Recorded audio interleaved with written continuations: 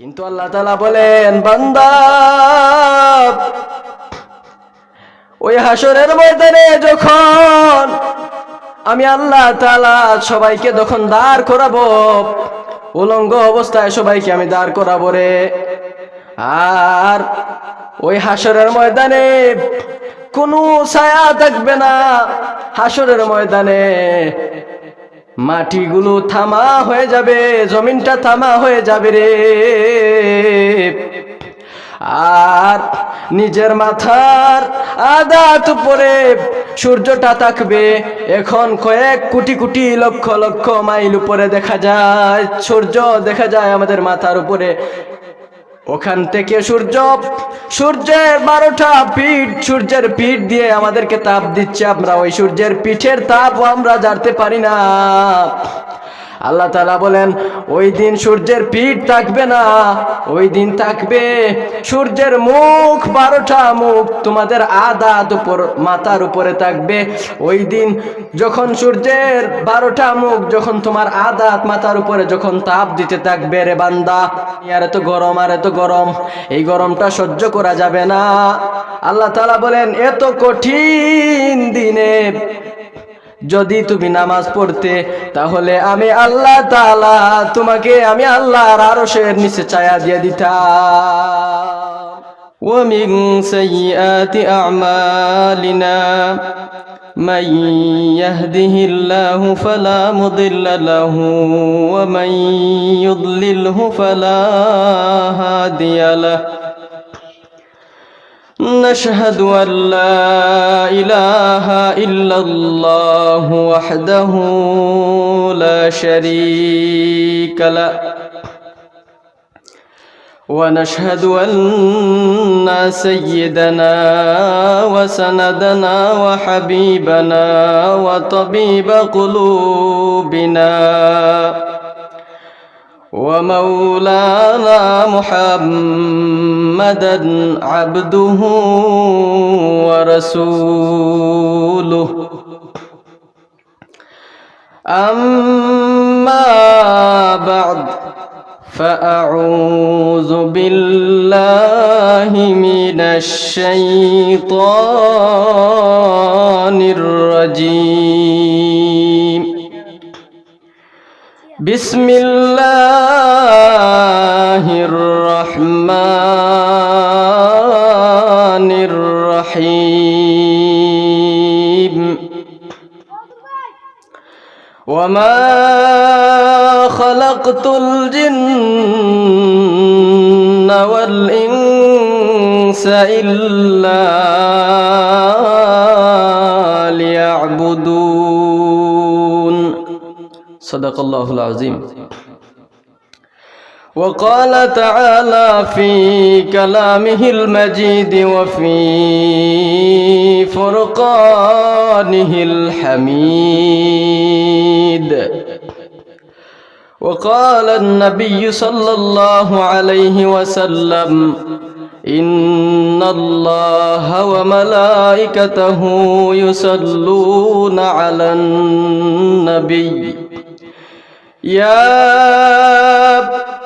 أيها الذين آمنوا صلوا عليه وسلموا تسليما اللهم صل على سيدنا مولانا محمد وعلى آل سيدنا مولانا محمد اللهم صل على سيدنا مولانا محمد وعلى آل سيدنا مولانا محمد উড়িয়া যাও রে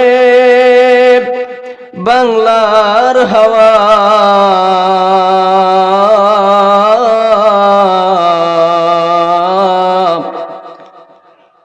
উড়িয়া যাও রে মদিনা মদিনায়। এই দমের সালাম খানি পৌঁছে দিও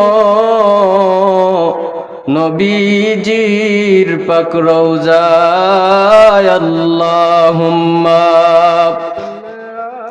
সাল্লি আলা সাইয়্যিদিনা মাওলানা মুহাম্মদ ওয়া আলা আলি সাইয়্যিদিনা মাওলানা মুহাম্মদ। ডানে মাটি বামে মাটি নিচে মাটির বিছানা,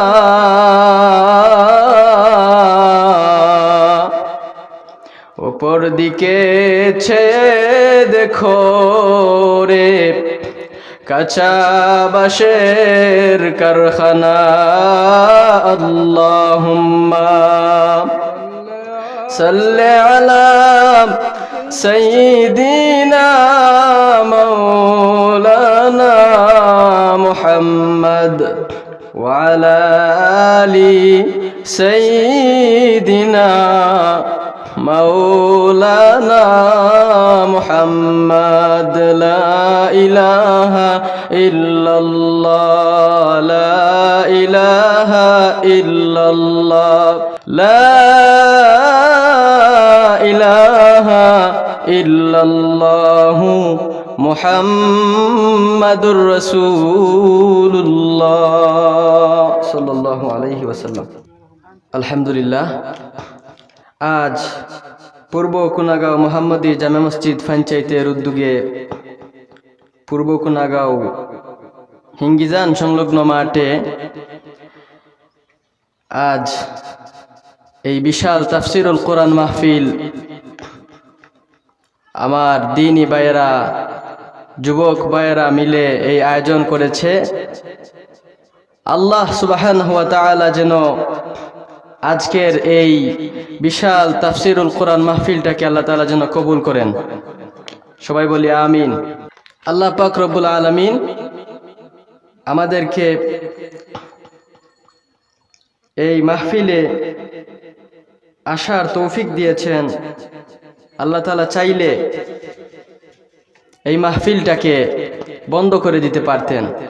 আল্লাহ তাআলা চাইলে আমাদেরকে অন্য কোনো কাজের মধ্যে রেখে দিতে পারতেন, কিন্তু আল্লাহ তাআলা আমাদেরকে অন্য কোনো কাজে না নিয়ে, অন্য কোথাও কোনো ব্যস্ততার মধ্যে না রেখে আল্লাহ তাআলা এই কোরআনের মজলিসে, হাদিসের মজলিসে, এই তাফসিরুল কোরআন মাহফিলে আল্লাহ তাআলা দয়া করে মায়া করে আমাদেরকে এখানে এনে বসার তৌফিক দিয়েছেন।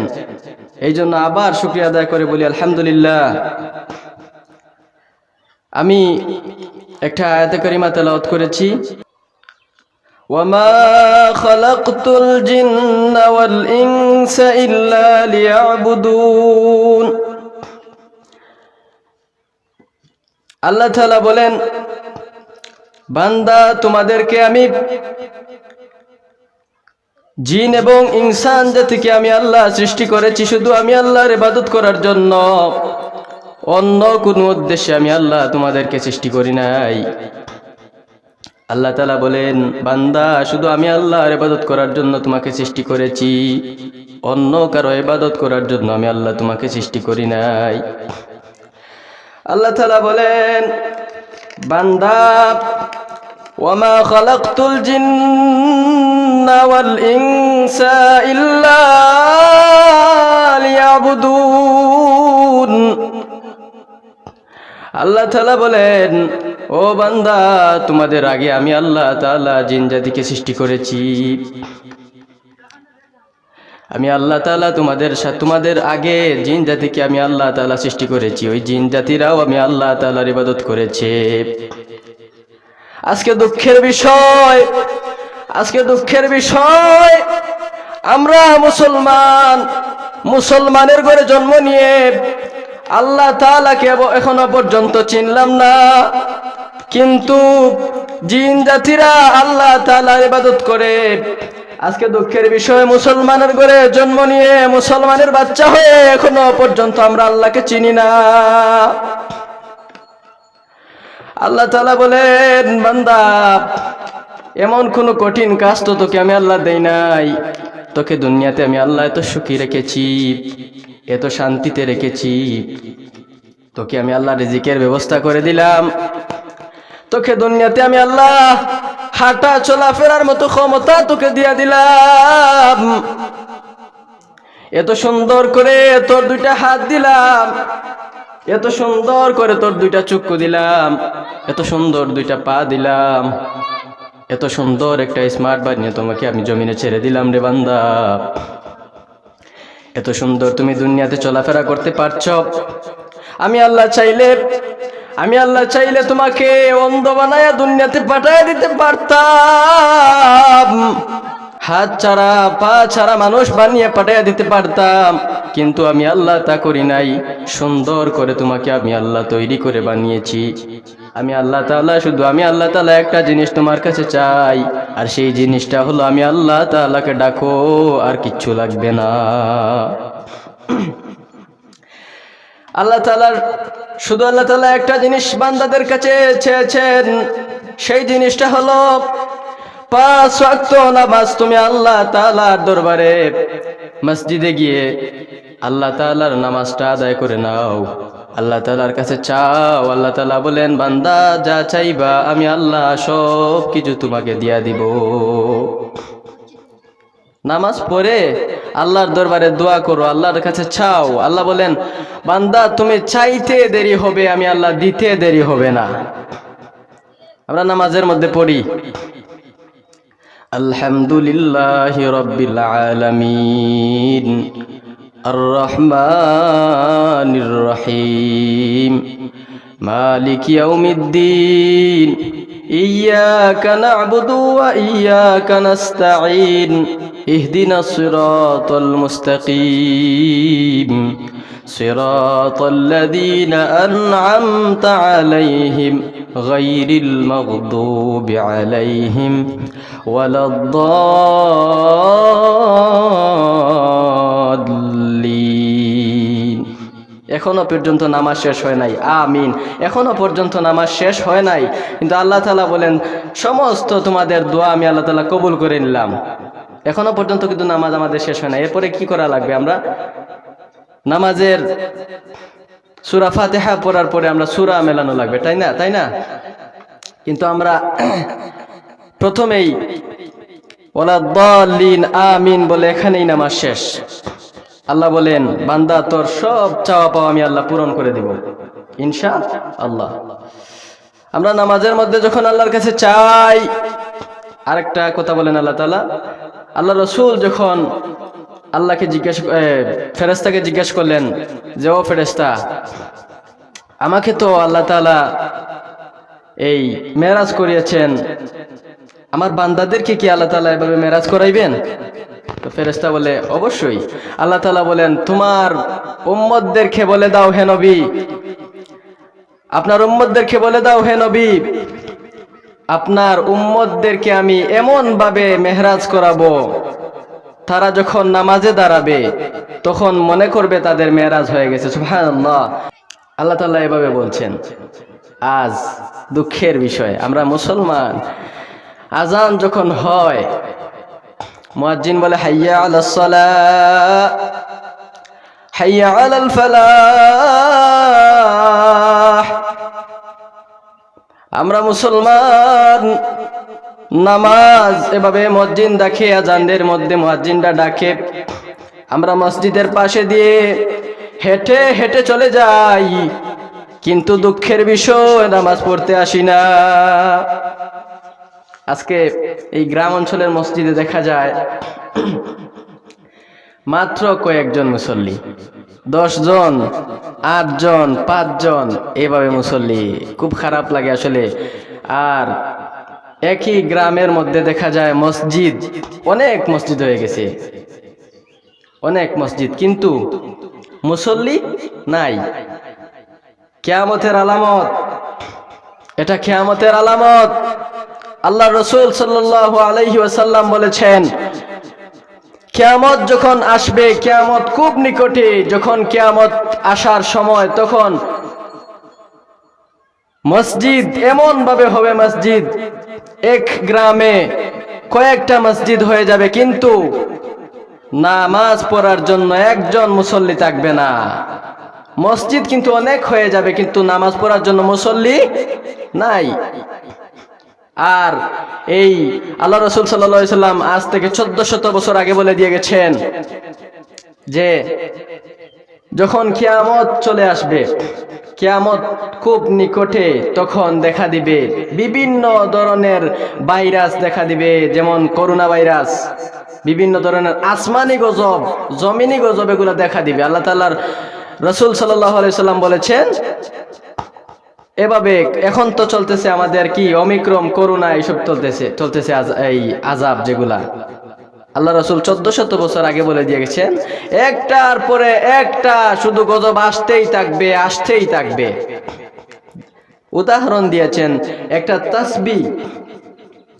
তাসবিহ যখন তাসবির গোটা রশিটা কেটে যায়, ছিঁড়ে যায়, তখন উল্টে ধরলে যেভাবে একটার পরে অটোমেটিক এই স্পিডে যেভাবে তাসবির গুঠাগুলো পড়তে থাকবে, আল্লাহ রাসূল সাল্লাল্লাহু আলাইহি সাল্লাম বলেছেন এভাবে কিয়ামত যখন আসবে, কিয়ামতের আগে সেম এভাবেই একটার পরে একটা আল আসমানি গজব, জমিনি গজব আসতেই থাকবে, আসতেই থাকবে, আসতেই থাকবে। এই গজবগুলো কেন আসে? এই গজবগুলো আসার কারণ হলো আমরা মুসলমানরা আজকে দেখা যায় আজান হয়ে গেল, কিন্তু মসজিদে একজন মুসল্লি নাই, 2-4 জন মুসল্লি পড়ে, নামাজ পড়ে, ইমাম সাহেব নামাজ তাদেরকে নিয়ে পড়ে। কিন্তু বাজারে যাও, দোকানে যাও, চায়ের দোকানে যাও, চায়ের দোকানে গেলে দেখা যায় আজান হয়েছে, কিন্তু তাদের মধুর গল্প বিলাসিতা নিয়ে বসে আছে। কিন্তু আজান হয়েছে, শুনতেছে আজান, নিজের 2টা কান আল্লাহ তাআলা এত ভালো করে বানিয়ে দিলেন, এই কান 2টা যদি আল্লাহ তাআলা দিতেন না, আজ আমরা কিচ্ছু শুনতে পারতাম না। আল্লাহ তাআলার আজানের ধ্বনি, আল্লাহু আকবার, আল্লাহ মহান, এই শব্দটা আল্লাহ তাআলা যদি আমাদের কানে না ঢুকাতেন, আমাদেরকেও খানা আতুর ল্যাংরা যদি বানায়া দুনিয়াতে পাঠাইতেন, কিচ্ছু আল্লাহর যায় আসতো না। আল্লাহ তাআলা কান 2টা দিছেন, আজান শুনবি, কোরআনের কথা শুনবি, হাদিসের কথা শুনবি। এই হাদিসের কথা শুনে, কোরআনের কথা শুনে তোমরা দুনিয়াতে আমি আল্লাহ তাআলাকে ভয় করবি, আমি আল্লাহ তাআলার জাহান্নাম জান্নাতের কথা শুনবি, শুনে ভয় করবি, আমি আল্লাহকে ভয় করবি, ভয় করে আমি আল্লাহর প্রতি তোমরা আগ্রহী হবে, আমি আল্লাহকে তোমরা ডাকবে, আর আমি আল্লাহ তাআলা খুশি হইয়া তোমাদের প্রত্যেকের জীবনের গুনাহ খাতাকে আমি আল্লাহ মাফ করে দেব। আল্লাহ তাআলা আমাদেরকে সৃষ্টি করেছেন শুধু আল্লাহ তাআলার ইবাদত করার জন্য, অন্য কোনো উদ্দেশ্যে আল্লাহ তাআলা সৃষ্টি করেন নাই।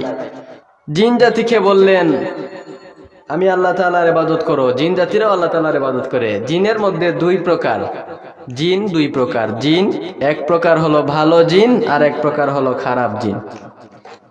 এই ভালো জিন যারা, তারা আল্লাহ তাআলার ইবাদত করে, মানুষের মতোই তারা ছিল এক সময়, তারা মানুষের মতো ছিল। যখন আল্লাহ তাআলা আমাদেরকে সৃষ্টি করলেন, সেম এভাবে আগে জিন জাতিরা সেইভাবে দোকানদারি করত, সেভাবে নামাজ পড়তো। ভালো জিন যারা, তারা নামাজ পড়তো, আমল করত, আল্লাহকে ডাকতো, ব্যবসাও করত। আজকে আমাদের জমানায় ব্যবসা আছে না নাই? আছে। ব্যবসা যারা করে, দুঃখের বিষয় রে ভাই, ব্যবসা যারা করে, দোকানে যখন আজান হয়, পাশের দোকানওয়ালা ভাই শাটারটা টান দিয়ে নামাজে চলে গেল। পার্শ্বের দোকান যে আছে সে নামাজের ফাঁকে দিয়ে 10,000 টাকা বিক্রি করলো। আর দেখবেন তো আজানের সময় যখন আজান হয় তখন দেখবেন এত কাস্টমার হইছে, মানে এদেরকে বিদায় দেওয়া যাচ্ছে না, এত কাস্টমার আজানের সময়। আসলে এটা একটা পরীক্ষা আমাদের জন্য, এটা একটা পরীক্ষা, যাতে আল্লাহ তাআলা দেখতে চান যে কারা আমি আল্লাহ তাআলাকে ভালোবাসে দেখি।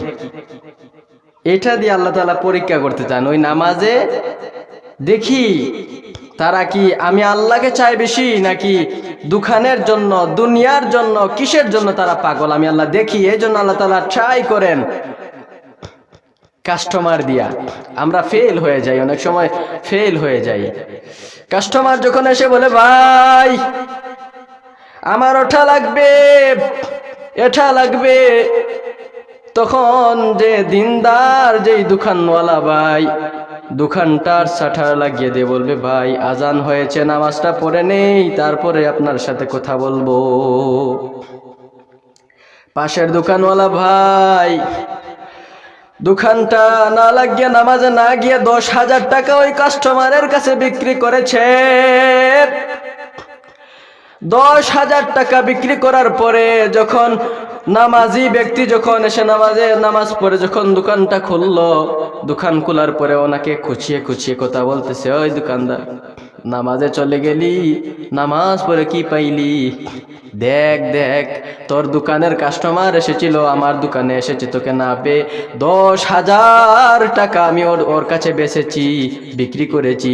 তুই তো নামাজে গিয়ে তুই কি করলি? কিচ্ছুই পেলি না। আসলে কি করছে? ও নামাজে গিয়ে ও 10,000 টাকা দিয়ে বিক্রি করেছে কি? 10,000 টাকা বিক্রি করে যা দুনিয়াতে পেয়েছে, আর ওই বান্দা নামাজে গিয়ে সর্বোচ্চ 15 মিনিট নামাজটা পড়ে এসে দুনিয়া ও আখেরাতে সব উজালা করে ফেলেছে, ঠিক কিনা? যদি ওই নামাজটা আল্লাহর দরবারে কবুল হয়ে যায় তাহলে দুনিয়া ও আখেরাতে আল্লাহ তাআলা তাকে উজালা করে দিবেন। এই 10,000 টাকা কি? 10,000 টাকা তো 2 দিনেই খেয়ে ফেলবে ও। কিন্তু নামাজ না পড়ে, এই নামাজে কত বরকত। আল্লাহ তাআলা বলেন তোমরা নামাজ পড়ো, হক ভাবে ব্যবসা করো, আমি আল্লাহ তাআলা তোমাদের ব্যবসায় বরকত দিয়ে দেব, রিজিকের মধ্যে আমি আল্লাহ তাআলা বরকত দিয়ে দেব। আমরা প্রিয় ভাইয়েরা আসুন এই নামাজটাকে আমরা আঁকড়ে ধরি, নামাজটা পড়ি। নামাজটা আমরা যদি আমাদের সঙ্গী বানিয়ে নিতে পারি তাহলে খবরের জিন্দেগি আমাদের সহজ হয়ে যাবে। আল্লাহ তাআলা বলেন বান্দা তোমাকে দুনিয়াতে পাঠাবার আগে আমি আল্লাহ তাআলা তোমাদের জান্নাত কিনে নিয়েছি। আল্লাহ কি করেছে? জান্নাতটা কিনে নিয়েছেন।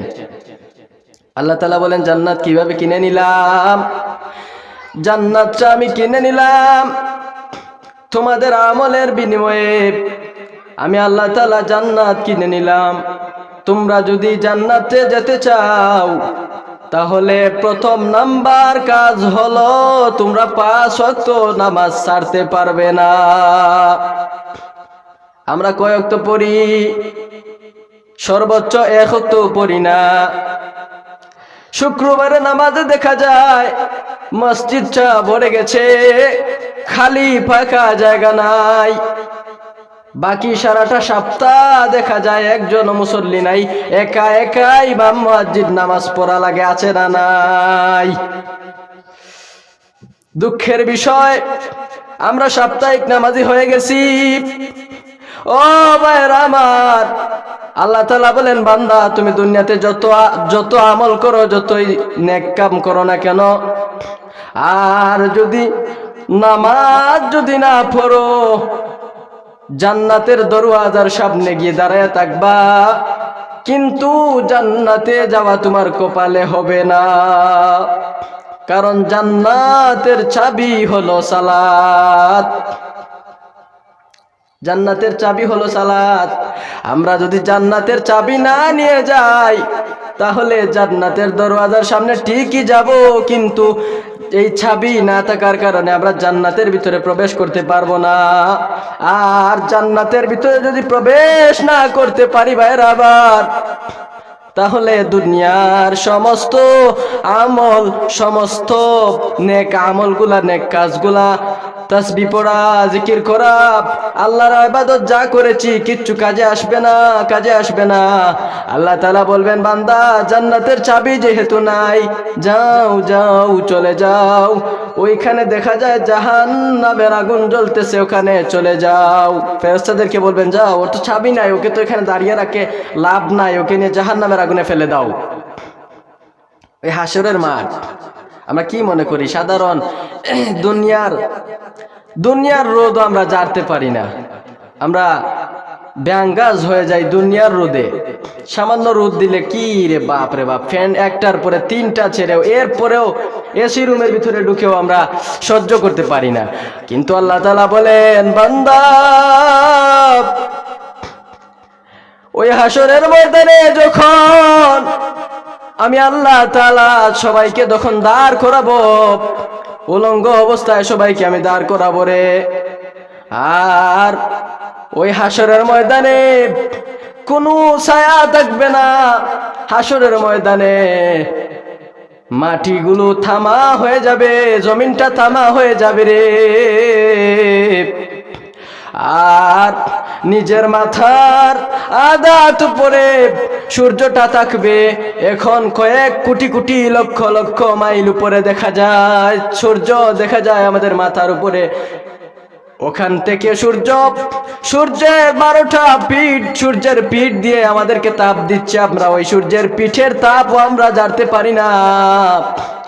আল্লাহ তাআলা বলেন, ওই দিন সূর্যের পিঠ থাকবে না, ওই দিন থাকবে সূর্যের মুখ, 12টা মুখ তোমাদের আদাত উপর মাথার উপরে থাকবে। ওই দিন যখন সূর্যের 12টা মুখ যখন তোমার আদাত মাথার উপরে যখন তাপ দিতে থাকবে রে বান্দা, আর এত গরম, আর এত গরম, এই গরমটা সহ্য করা যাবে না। আল্লাহ তাআলা বলেন, এত কঠিন দিনে যদি তুমি নামাজ পড়তে, তাহলে আমি আল্লাহ তাআলা তোমাকে আমি আল্লাহর আরশের নিচে ছায়া দিয়ে দিতাম। আর নইলে ওই জাহান্নামের এই হাসরের মাঠে আল্লাহ তাআলা এখানে দাঁড় করিয়ে রাখবেন। আল্লাহ রাসূল সাল্লাল্লাহু আলাইহি ওয়াসাল্লাম বলেন, ও আল্লাহ, আমার বান্দাদেরকে আপনি জাহান্নামে দিয়েন না। আল্লাহ তাআলার সাথে যখন কথোপকথন করতেন, আল্লাহ রাসূল সাল্লাল্লাহু আলাইহি ওয়াসাল্লাম বলতেন, ওগো আল্লাহ, আমার উম্মতদেরকে আপনি জাহান্নামের আগুনে জ্বালাবেন না। আল্লাহ তাআলা বলেন, না, আপনার একটা উম্মতকেও আমি আল্লাহ জাহান্নামের আগুনে জ্বালাবো না, আপনার উম্মতদেরকে জ্বালাবো না।